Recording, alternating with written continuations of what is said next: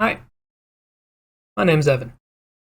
Um, you don't know me from anywhere because I haven't made a name for myself yet, but I will. Um, I wanted to make this video because I've gone through a lot in the last year or so, and I've made a lot of changes over the last 6 or 7 months or so, and I wanted to share my story with the hope that it might help somebody else out there who's also going through something like this. That's Rosalina over there. She's probably going to be all up in this area over the next several minutes. Here she comes. Um, but yeah, so this time last year, I was smoking a pack of cigarettes every day. I was smoking weed every night to help me sleep. Um, I did downgrade to CBD products at one point, but there's still THC in it, and I just still consider it weed, even if it's a lot weaker. I still smoke so much of it that I might as well have been smoking a little bit of weed, I guess. Um,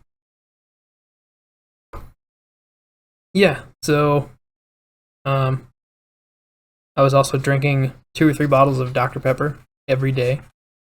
Um, I was eating fast food multiple times a week, which really adds up if you ever do the math on that. I was scarfing down a whole bag of chips in 1 or 2 sittings. I was showering at most every other day. I won't tell you how long I sometimes went without getting into the shower at all. Let's not even talk about how often I brush my teeth. Um, Now I'm doing all of that on a daily basis, thankfully. Um, I'm not quite brushing my teeth 2 or 3 times a day yet, but habit building, you gotta start small, work your way up, I guess. And this is still way better than I've been in ever. I've brushed my teeth more in the last like 2 months than probably the last decade or so combined, honestly. Like, um, yeah, I knew the way I wasn't living wasn't healthy or even really sustainable, but I didn't care. I felt like I was at a dead end job, and at times I was ready to die. Like, there were times when I would be on my way to work, and the call of the void is there to just like, let me just swerve into this other lane while I'm on the highway because who cares, right? I mean, um, but yeah, so I started calling out of work a lot. Thankfully, I'm in a job where I could do that and not get fired. Um, I was working in like a Charles Dickens esque factory setting, and it stressed me out more than I could take. Um, I think I have a lot of sensitivity to sound, and I already have trouble understanding what people are saying sometimes. So, being in a building where there's constantly machinery going and everybody has to shout, not necessarily because they're angry, but because you can't hear them otherwise, and sometimes they are angry. Sometimes people get angry because you're shouting because nobody can hear them. The place sucks. But it paid more than I had ever made. Even now, I technically work for the same company, just not in that position, and it's the most money I've ever made. But I hate it more than I've ever hated any job I've ever had. Um, and at the time, I thought, is this really it? This dystopian processing center is the culmination of 15 years of trying to find the right career. So I gave up. I have family who retired from that exact building, um, who live, pretty comfortably, kind of middle class, maybe upper middle class for a few of them. Um, they, they put in their time. Sure, they tend to have anger problems or be addicted to some kind of substance, or they might have alienated their kids, but they did technically get through life and come out the other end content, alive.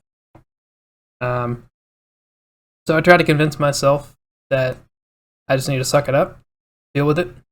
And they also told me the same thing. Like, nobody likes their jobs. Maybe someday you'll move up and find a career that's a better fit for you while working for the same company. You just got to put your time in and climb that corporate ladder. Um, and sorry, I lost my spot in my notes.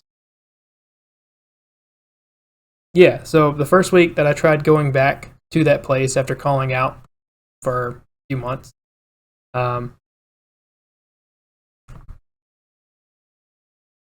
so one week I tried going back and just accepting this is my life now.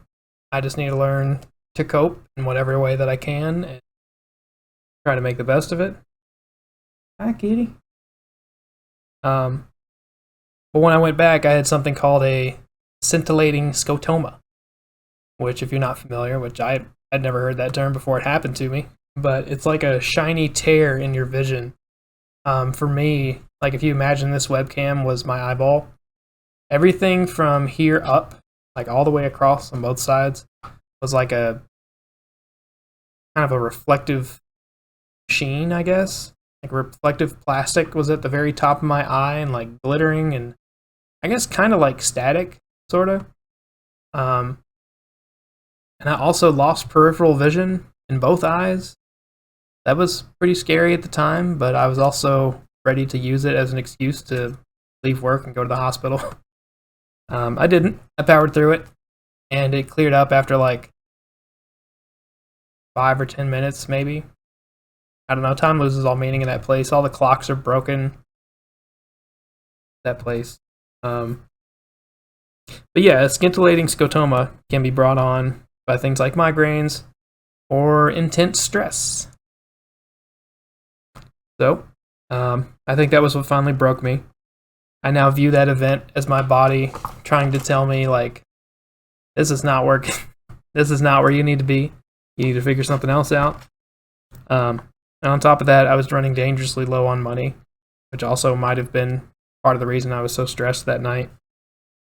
I'd been doing things like Instacart, DoorDash, eBay to get by, hence the stack of video games and books over there. But my spending was outpacing my income, and something had to give.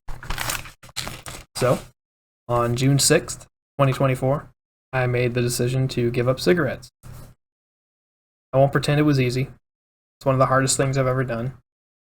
I had vaping and THC to fall back on when I had a craving, thankfully. So I didn't go cold turkey on nicotine yet. I was also trying to wean myself off of vaping. I was going from like 0.6% down to 0.3%, and I was going to go to 0% with just the flavor. So, I was satisfying that urge to just stick something in your mouth, I guess. But on June 15th, my vape actually pulled the USB-C connector off of one of my chargers. Like it just completely pulled it out of the charging cable. And both of them broke. I had to throw both of them away into electronic waste, not the landfill. Thank you very much. And that was when I went cold turkey on nicotine, basically. About a week after that, I learned that a transfer I had put in for at work had finally gone through. I was getting out of the processing center. Thank God. I'd no longer be stuck in the factory setting. Now I'd be going back to retail. Yay! That really did put me in a good mood. I'd much rather work retail than a factory setting. And at some point, I went to my local library and I started looking for books that were inspiring or motivational. I won't mention specific books yet, because I don't want this video to come across as an endorsement for any particular book. I want this to be more about my story. But if you want a video about the books that helped me, or like a video per book or something, I could do that. Just let me know. But one thing all the self-help books and all the inspirational YouTube videos I've watched have in common is one big theme. You have the power. You are the one who gets to make the decisions in your life. You are the ultimate authority in how you feel, what you consume, and what your body does. I am the reason I smoked cigarettes for so long. I am the one who couldn't stop smoking weed. I was the one choosing to drink 3 or 4 Dr. Peppers a day.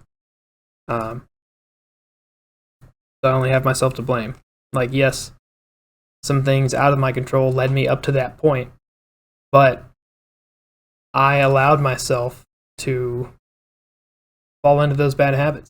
There are healthy coping mechanisms out there. I have a degree in psychology, and I still went through that. Like, yes, it is hard to control your body in that way. My body was, and sometimes still is, like a whiny child who's, like, can I please just have one more pack of cigarettes? Oh, I promise it'll be the last one. Can I please, just go ask that guy out in the parking lot for one cigarette, please? Just one more, please. And you gotta be the adult inside your head talking to your inner child like, no, we're not gonna smoke any more cigarettes. We're done with that. We're not gonna drink any more Dr. Peppers. We're not gonna eat fast food. And the thing is, it's the more you say no, the easier it gets to continue saying no.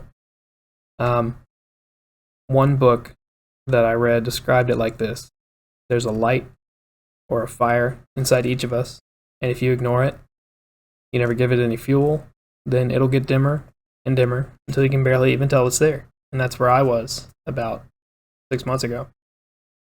But when you put fuel on that fire, you do the right things for your body, for your mental health, and you gently fan those flames until it grows brighter and brighter, and then it's lighting up places you'd forgotten were even there. It's starting to light up places you never even knew were there because you've been dim all your life, whether it was because of something that happened to you or you were just born that way because of a chemical imbalance in your brain. Once you figure out how to ignite the fire that's inside you, you'll be able to make these changes. You'll be able to quit smoking cigarettes, drinking, whatever it is that you're going through right now.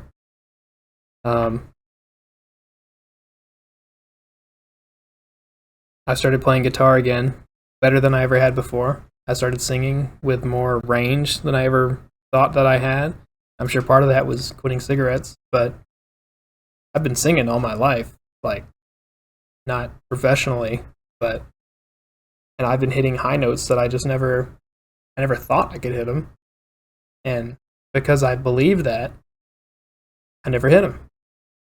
It's hard to explain unless you've really gone through that, I guess. But once you believe or know that you can do these things, then you can do them. I started feeling and currently feel more confident than I have felt in probably 20 years, hence me making this video. I never would have made a video like this 2 or 3 years ago. I started cooking again, actual cooking, not just throwing a frozen pizza in the oven or making a bowl of ramen or something like that. Both of those things are better than fast food, but it's still not like tacos or a salad, or not that a salad is cooking, but I think you get what I'm saying. I hope. I quit drinking soda. I quit eating fast food. I've lost over 20 pounds in the last 2 or 3 months. I've started, not just walking at a park regularly, but occasionally just bursting into jogs. It's kind of a first for me. There are days when I'm just driving down the road and I suddenly realize I don't feel like crap anymore. I don't feel like dying. And I've happy cried a few times just driving down the road. Just listen to the radio and it just hits me like I don't feel like death anymore. And it's nice. I've finally broken free from that awful cycle. The cycle where you wake up, feel like crap, so you smoke a cigarette. You come back inside, you're still half asleep, so you have a soda. You drive to work, traffic is bad, so you have another cigarette. You stop at McDonald's, get some breakfast. Once you finish with that, smoke another cigarette, because you got to smoke a cigarette after you eat, right? And then I would wonder why I felt so depressed. And I would wonder why I couldn't go to sleep at night after having three or four like large Dr. Peppers every day. Now that I've quit caffeine, I have no trouble sleeping. I could lay down and just go to sleep. It's weird. I still got a ways to go to be where I want to be, but I've taken huge strides in the right direction.